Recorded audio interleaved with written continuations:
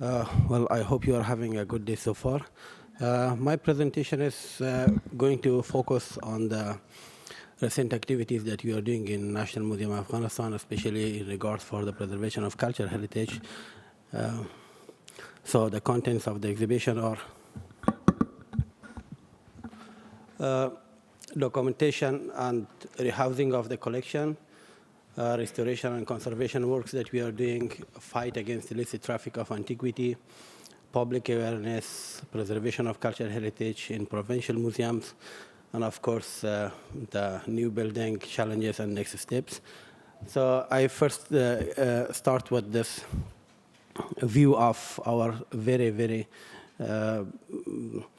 good database that we have developed for the National Museum of Afghanistan together with the Oriental Institute of Chicago University. So it's a bilingual database for our objects. We have registered almost everything that we had in our collection, which unfortunately did not have any record of that in the past. So now everything is registered in this database. You can see, but this documentation did not only happen to our storage or inside the National Museum of Afghanistan, but of course, we had collections in other storage, for instance, and we also continue to do registration of those pieces. And these are some examples of very, very rare objects that we are having in National Museum that has been registered in all the other storage. Here also some very precious objects that you can see from this golden treasure of Afghanistan that has been registered. And beside that, we also, what we did is to do a very proper rehousing of the collection as well.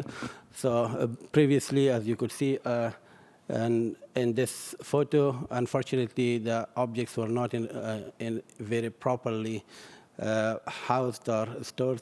So, and then with the new material and everything, we try to actually pack it, although I know it's not a very professional, but actually it's a very emergency kind of packing so that in the future, if we have the possibility or better, then we will do it better. The other thing that we did was in rehousing, of course, most of our storerooms, when I came to the office, were the objects are mainly like packed in these boxes, and as you can see here, and we started actually to remove everything from the storage, paint the storerooms, and also do some protection measures also in the windows and other things. And then with the support of the US Embassy, we had this shelf came from us to us from United States, and we did the shelving in most of our storage, which is, as you can see, my colleagues are working on installation of the shelves, and then when we register the objects, we put it in these shelves. So here you can see in these photos how the storage looks like at the moment. So much better taken care. Here in this photo, the U.S. ambassador very recently visited the National Museum, and we show him how we preserve our collection. So the other thing that we do is the restoration and conservation works. That is a very long process, and it's our very everyday work. It's not only the objects that has been destroyed or during the war but are neglected in the past years, but also there is a lot of archaeological objects came every day to the National Museum, and so we have to take care of that. In this photo that you can see, one of the big projects that we are having at the moment is restoration of these smashed pieces that was destroyed in 2001 by Taliban. So here you see, these are all the fragmented pieces of these statues. At that time when it was smashed, luckily every pieces were preserved by the colleagues of the museum at that time. Now, together with the Oriental Institute of Chicago University, we developed a program to restore these pieces. And first and second stage has been finished, the documentation and the analysis of material, and now we are in the process of actually joining these pieces together and restore it. What other things that we do in terms of restoration and conservation, we also partner with different organizations that support National Museum of Afghanistan. As you can see in this statue, it's a newly discovered statue from the site of Messainak, and we got support from the World Bank through UNESCO to restore a few pieces of that was found very recently from Messainak. So it's in a very perfect condition now. And the other thing for conservation that we do, because we have a lot of a small number of staff, and beside that, the capacities are very low. So we try to send exhibitions overseas. And when we are sending the exhibitions, we also try to put some terms in the contract that they restore the objects for us. And most of these objects are unfortunately in a very bad condition. And when it came back after exhibition, it's properly restored. And my colleagues also get education on that. So this is a painting from Messainak also that has been restored in Czech Republic. And the same thing, we have cooperation also with Japan. And Japan, we have an MOU with them, and they support us. We do not have a professional in Afghanistan to do restoration of these wall paintings that came to us. These are the Buddhist wall paintings. And so we send this to Japan, and they restore it, and also they train our staff, and they send it back to us, to Afghanistan. So these are the objects that restored in Japan. So for the illicit traffic of antiquity, what we did in the past couple of years, we actually last year, we developed a department, because this was a very, very growing challenge. And of course, we every day was witnessing looting of antiquity. So we established a department inside the National Museum of Afghanistan, which we call it the Department for Prevention and Prevention of Looting and Tracking of Looted Antiquity. So they have also local departments in major cities of Afghanistan. And their main job is actually to take control, to control customs if something is taken out of the country, so that they inspect it, and if it's archaeological material, they seize that. So for instance, this is actually, I consider it to be a very good initiative, because a lot of objects go out of the country from the customs, because there is not information and nobody knows, I mean, what are these artifacts. I mean, if it's legal or illegal that they take it. So, and now with establishment of this organization, we will be able to prevent looting of a lot of antiquity from the customs. And because the result of this department is, as you can see, this is a very recent seizure by this department in Kabul airport. This is one of the main airports of Afghanistan. And during the 2 months, they confiscated 500 looted objects, mostly the golden coins, as you can see here, silver coins, and a lot of glasses from different historical periods. And even surprisingly, what surprised me is actually that there are also foreign objects that came through Afghanistan and goes to other places. And these are not objects from Afghanistan, but it's confiscated. It's confiscated in Kabul airport. And it's a very, very interesting case it has. I mean, I was forced a lot for that, but we still kept it. So we did not let it go away from Kabul airport. I don't know where they are from, but it looks like African objects. But these are the objects that was seized in Kabul airport. Because the borders are very open, so everybody can easily take objects from there. So, but also in returning of the looted antiquity, we have very good cooperation with, now established with different countries. We have very good cooperation with the British Museum, with museums in Germany, and of course in Japan. So these are the some examples of the objects that we returned from London. And these are to be returned. They are just in the British Museum and will be returned. Very recently, this one was confiscated in London just a couple of weeks ago. And a very important object from one of the sites that was previously in our collection. And we find it in London, and now it's in British Museum. We will return it soon to Afghanistan. And we also returned a very, very important collection of looted objects from Afghanistan, from Japan. And among the first pieces that was looted from museum was this one. This was the first piece that was looted from the National Museum. And luckily, it was, we were able to return it back to Afghanistan.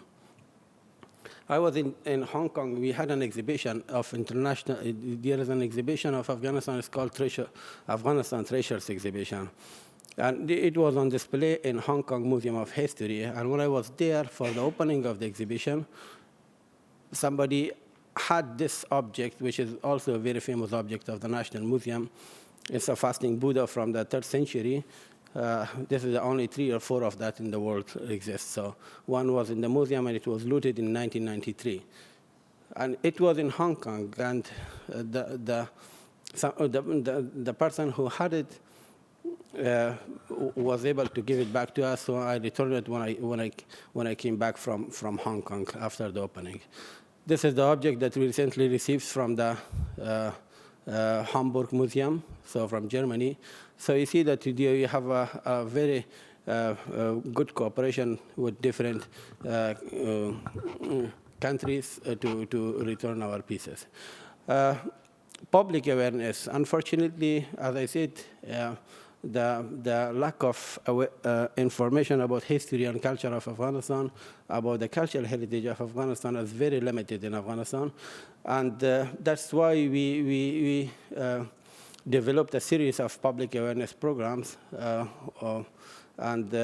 which we go to the schools, and also we are very active now in social media, and even we teach the history teachers in the schools so that they know about the history of Afghanistan based on what is available archaeologically or historically.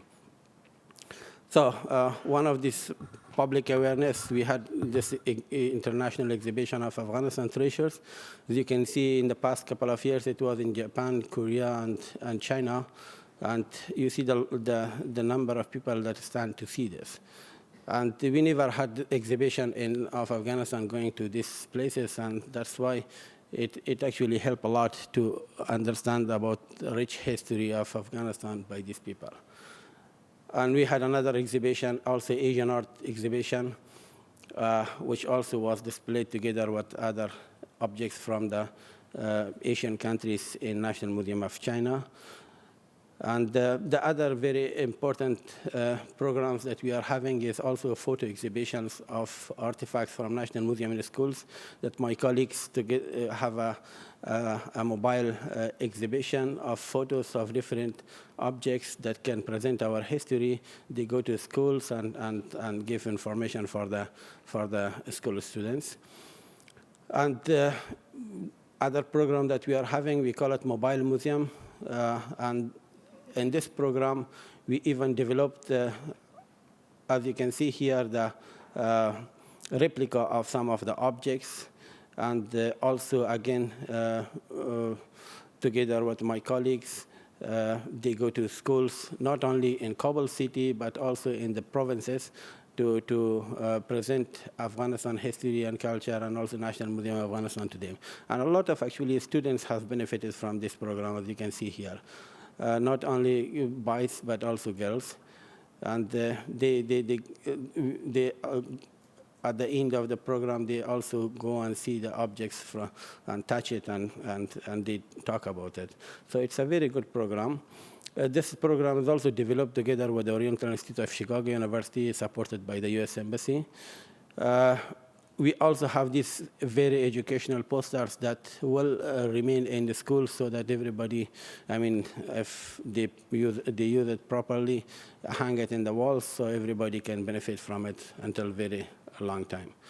So going to the museum. National Museum of Afghanistan is, since it's a mother museum, we also responsible for preservation of movable heritage in provincial storage, because we do not have museums there. So there are small gathered collections in each provinces, and our colleagues go and document it and do also a very primary conservation of those objects, which is in need of urgent treatment. So here you can see my colleagues is in one of the provinces in Ghor province. They document the objects in that province. What other initiative that we have taken in the past couple of years is actually that we accept internees. This was not a culture in Afghanistan, but we are now trying to develop this culture so that we have graduate students from school, from universities to come and work for us for voluntarily. So later then we will see who is good, and then we can hire it in our organization. But beside that also, we educate the museum staff. It will finish soon. Provincial museum staff are coming to the National Museum, and we give training for them. The other thing that we do is the conservation of the objects in the provinces, and here you can see my colleagues are working on the objects in the provinces. Now we are coming to the new building of the National Museum. As you know, we have a very small space for current National Museum of Afghanistan. The building is a historical building. It was not built for the National Museum, and we have, unfortunately, very bad. We do not have a very free hand to do as good as we can. And very recently, we signed a contract with a Spanish company to develop a new building for the National Museum of Afghanistan. So this is the owner of the company in Spanish, and this is Minister of Urban Development. So we will in the next few years we will have this new building for the National Museum of Afghanistan, which will give us more opportunity to do a better job. This is the current building. It's a very small building, but we have a very good, huge part of land which is which we can use for this purposes. So, challenges. I will quickly focus on that. Is also that unfortunately, by every day the radical thoughts, especially in the provinces, is growing, and I can see it as a challenge to the cultural heritage in the country. Criminal groups are always, very active in Afghanistan, and they try to benefit from the cultural heritage, whatever they can, they just do it. Of course, you all know that there is the peace talk going on between United States and Taliban, and there is a very uncertain future we are seeing for the cultural heritage, because Taliban do not have a very good reputation on preservation of cultural heritage. So we think it is a very big challenge at the moment. Public awareness is also one of the challenges, because most of the objects, Kabul is much better and the National Museum is much better, but if you go to the provinces, unfortunately, the movable heritage in these provinces are in a very bad condition, which needs actually a very urgent attention. So I give you an examples of these lootings and these things. So here you can see this, they loot shrines and they loot graves here. And it happens almost every week. You hear one of the news about it, and they also loot the tombstones, which is from the 15th century and earlier, and they are very artistic work, and they loot it, and even they loot the Buddhist monasteries, archaeological sites, and this was a very recent, couple of months ago. Illegal excavation in an area close to Kabul city, and you see that they looted this Buddhist monastery. This is the photo that shows the situation of our storerooms in the provinces. It's only one photo I could find because the others were on hard disk and I could not find it easily. So this is one of the storerooms in provinces. These are the next steps. We are planning to do this for the next steps. We are trying to document all the movable objects in the government museums. Only National Museum of Afghanistan objects has been registered and documented. Not any of these provincial museums objects are registered. So we need to do this urgently. Also, there are private collections that we need to do. Well, they keep the objects, but they do not have a documentation for it, nothing. They just keep it there. So I think they also need a to be documented. And most importantly, the shrines and mausoleums and mosques and holy places, they have this movable heritage. This is also in our plan to do it, a documentation of that. Of course, continuity of the efforts to make make sure preservation of the cultural heritages in peace talks. This is one of the main important things that we are doing at the moment. We lobby for that.